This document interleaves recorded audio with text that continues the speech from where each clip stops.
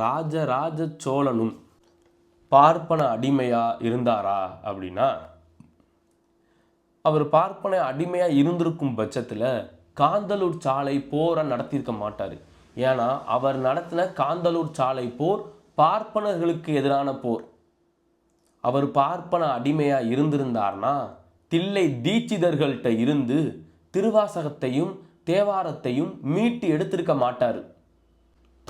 இந்த புத்தகம் ராஜராஜ சோழனின் காந்தலூர் சாலை போர், இந்த புத்தகத்தில் பக்கம் 73 ஒரு விஷயத்தை குறிப்பிடுறாங்க. என்ன அப்படின்னா, நான் அதை அப்படியே உங்களுக்கு வாசித்து காமிக்கிறேன். ஆதித்ய கரிகாலனை பார்ப்பனர்கள் கொன்றதன் காரணத்தினாலோ ராஜராஜ சோழன் தம் நாட்டில் வேதங்கள் ஒழிப்பதற்கு பதிலாக திருமுறை ஒழிப்பதற்கு அதிக முக்கியத்துவம் தந்திருக்கிறான் அப்படிங்கிற விஷயத்தை குறிப்பிடுறாங்க.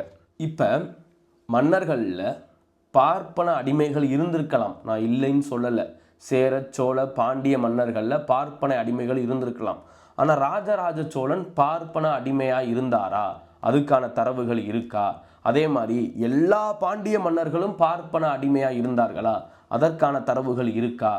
ஏன்னா ஆரிய படை கடந்த பாண்டிய நெடுஞ்செழிய மன்னன் பார்ப்பனியத்துக்கு எதிரான கருத்தை தன்னோட பாட்டில் பதிவு பண்ணியிருக்காருல. நீங்கள் எல்லா மன்னர்களையும் ஒரே அளவீட்டில் வச்சு பார்க்குறது தப்பு இல்லை. அதுவும் மன்னராட்சி காலத்தில் அப்படி தான் இருக்கும்.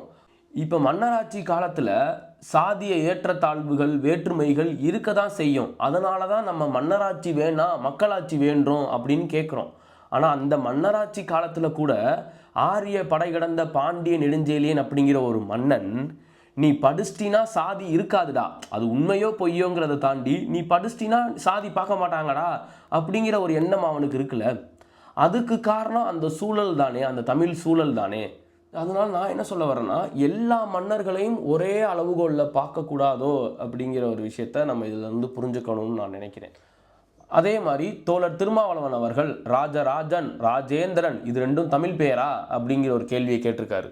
அது ரெண்டும் தமிழ் பேர் தானோ அப்படிங்கிற சந்தேகத்தை எழுப்புற அளவுக்கு ஒரு விஷயத்தை பேராசிரியர் கா நெடுஞ்செழியன் இந்த புத்தகத்தில் பதிவு பண்ணியிருக்காரு. அதை பற்றி நீங்கள் தெரிஞ்சுக்கணும்னு நினச்சிங்கன்னா கமெண்ட் பண்ணுங்கள், நான் அடுத்த வீடியோ பண்ணுறேன். நன்றி.